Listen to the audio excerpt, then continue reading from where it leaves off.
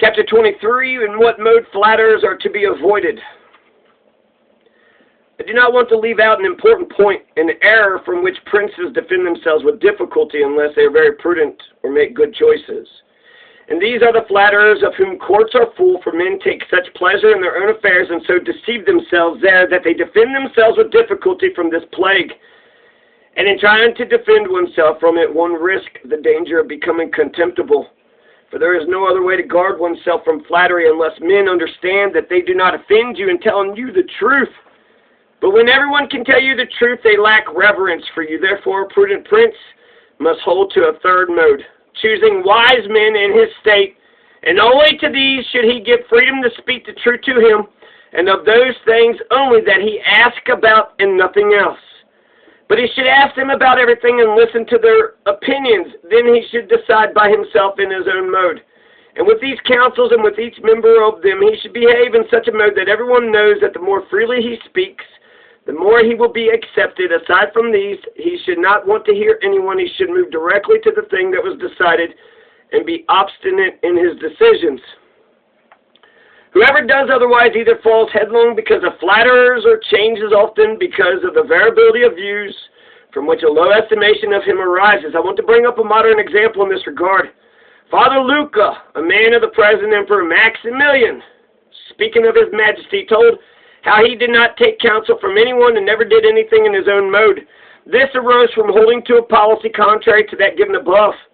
For the emperor is a secretive man who does not communicate his plans to anyone nor seek their views, but as in putting them into effect, they begin to be known and disclosed, they begin to be contradicted by those whom he has around him, and he, an agreeable person, is dissuaded from them. From this it arises that the things he does on one day he destroys on another, that no one ever understands what he wants or plans to do, and that one cannot found oneself on his decisions. A prince, therefore, should always take counsel, but when he wants, not when others want it. On the contrary, he should discourage everyone from counseling him about anything unless he asks it of them. But he should be a very broad questioner, and then in regard to the things he asked about, a patient listener to the truth. Indeed, he should become upset when he learns that anyone has any hesitation to speak it to him. And since many esteem that any prince who establishes an opinion of himself as prudent is so considered not because of his nature, but because of the good counsel he has around him, without doubt they are deceived. For this is a general rule that never fails, that a prince who is not wise by himself cannot be counseled well, unless indeed by chance he should submit himself to one alone to govern him in everything, who is a very prudent man. In this case, he could well be, but it would not last long, because that governor would in a short time take away his state. But by taking counsel from more than one, a prince who is not wise will never have united counsel, nor know by himself how to unite them. Each one of the counselors will think of his own interest. He will not know how to correct them or understand them, and they cannot be found otherwise, because men will always turn out bad for you unless they have been made good by necessity. So one concludes that good counsel from wherever it comes must arise from the prudence of the prince, and not the prudence of the prince from good counsel. So one concludes that good counsel from wherever it comes must arise from the prudence of the prince, not the prudence of the prince from good counsel. Chapter 24, Why the Princes of Italy Have Lost Their States, page 96. When the things written above have been observed prudently, they make a new prince appear ancient and immediately render him more secure and steady in his state than if he had grown old in it. For a new prince is observed much more in his actions than a hereditary one, and when they are recognized as virtuous, they take hold of men much more and obligate them much more than ancient blood. For men are much more taken by present things than by past ones. When they find good in the present, they enjoy it. Do not seek it elsewhere. Indeed, they will take up every defense on behalf of a new prince if he is not lacking in other things as regards himself. And so he will have the double glory of having made the beginning of a new principality, of having adorned it and consolidated it with good laws, good arms, good friends, and good examples, just as he has a double shame who, having been born prince, has lost it through his lack of prudence. And if one considers those lords in Italy who have lost their states in our times, like the King of Naples, Frederick of Aragon, expelled from Naples in 1501 by Ferdinand the Catholic and Louis XII, and dethroned the Duke of Milan, Ludovico Sforza. He's mentioned him in chapter 3. And others, one will find in them first a common defect as to arms, the causes of which have been discussed at length above. Then one will see that some of them either had a hostile people, or if they had friendly peoples, did not know how to secure themselves against the great. For without these defects, states that have enough nerve to put an army into the field are not lost. Philip of Macedon, not the father of Alexander, but the one who was defeated by Titus Quintius, did not have much of a state with respect to the greatness of the Romans and of Greece who attacked him.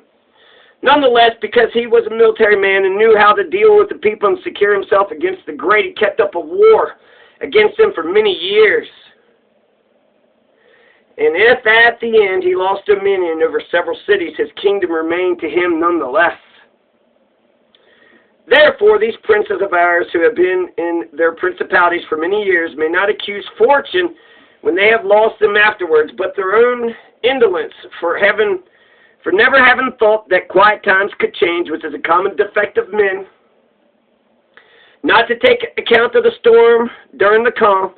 When later the times become adverse, they thought of fleeing and not of defending themselves, and they hoped that their peoples, disgusted with the insolence of the victors, would call them back. This course is good when others are lacking, but it is indeed bad to have put aside other remedies for this one, for one should never fall in the belief that you could find someone to pick you up. Whether it does not happen or happens, it is not security for you, because that defense was base. It did not depend on you, and those defenses alone are good, are certain, and are lasting, that depend on you yourself and onto your virtue.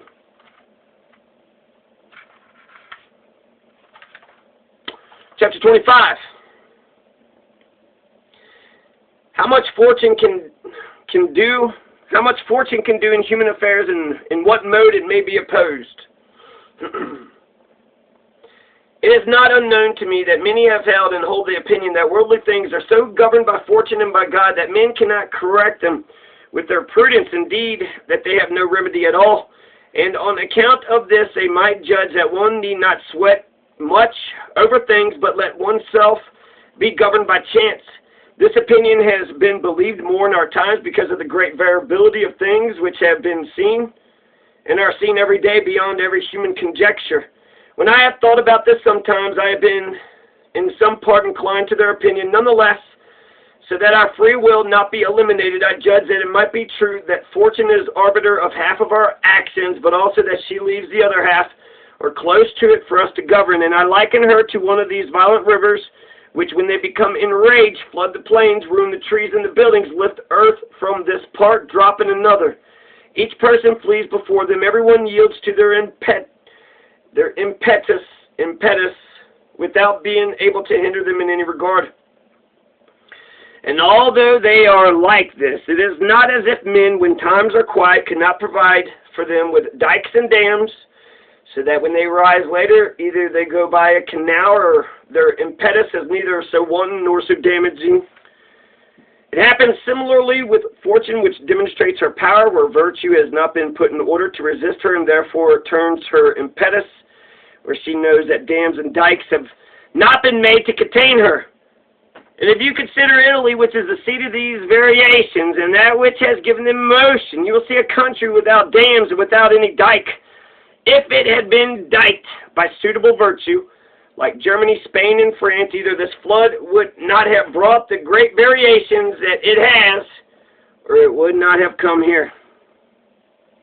And I wish that this may be enough to have said about opposing fortune in general, but restricting myself more to particulars, I say that one sees a given prince be happy today and come to ruin tomorrow without having seen him change his nature in any quality. This, I believe, arises first from the causes that have been discussed at length in the preceding, that is, That the prince who leans entirely on his fortune comes to ruin as it varies. I believe further that he is happy who adapts his mode of proceeding to the qualities of the times.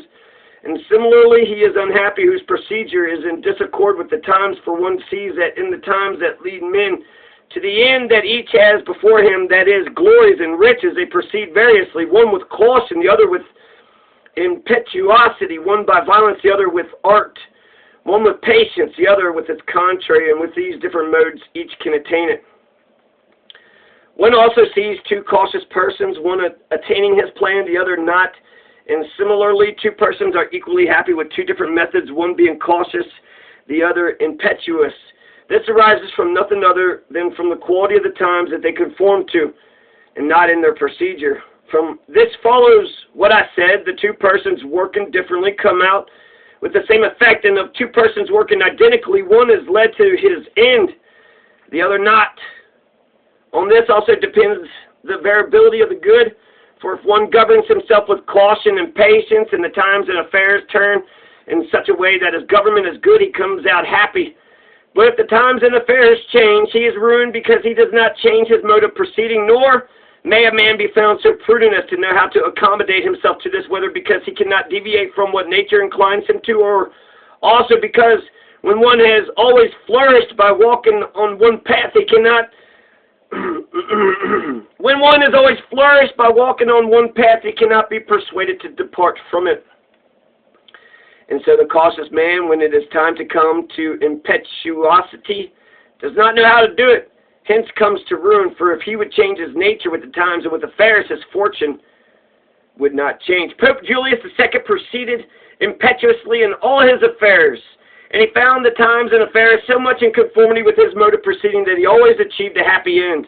Consider the first enterprise that he undertook in Bologna, while Messer Giovanni Bentivoglio was still living. The Venetians were not content with it, nor was the King of Spain. With France, he was holding discussions on that enterprise. And nonetheless, with his ferocity and impetuosity, he personally put that expedition into motion. This move made Spain and the Venetians stand still in suspense, the latter out of fear, the other because of the desire he had to recover the whole kingdom of Naples. From the other side, he pulled the King of France after him, because when that king saw him move, and since he desired to make Julius his friend in order to bring down the Venetians, he judged he could not deny him his troops without injuring him openly. Julius thus accomplished with his impetuous move what no other pontiff with all human prudence would ever have accomplished, because if he had waited to depart from Rome with firm conclusions and everything in order, as any other pontiff would have done, he would never have succeeded. For the King of France would have had 1,000 excuses, and the others would have raised in him 1,000 fears. I wish to omit all his other actions, since all had been alike and all succeeded well, and the brevity of his life did not allow him to feel the contrary, because if times had come when he had needed to proceed with caution, his ruin would have followed. He would never have deviated from those modes to which nature inclined him. See Discourses on Livy 3:9. I conclude thus, that when fortune varies and men remain obstinate in their modes, men are happy while they are in accord, and as they come into discord, unhappy. I judge this indeed, that it is better to be impetuous than cautious, because fortune is a woman, and it is necessary, if one wants to hold her down, and to beat her and strike her. And one sees that she lets herself be won more by the impetuous than by those who proceed coldly. And so always, like a woman, she is the friend of the young, because they are less cautious, more ferocious, and command her with more audacity. That's chapter 25, 101. Chapter 26 coming up, exhortation to seize Italy and to free her from the barbarians. And that will probably be the last 10 pages. Peace.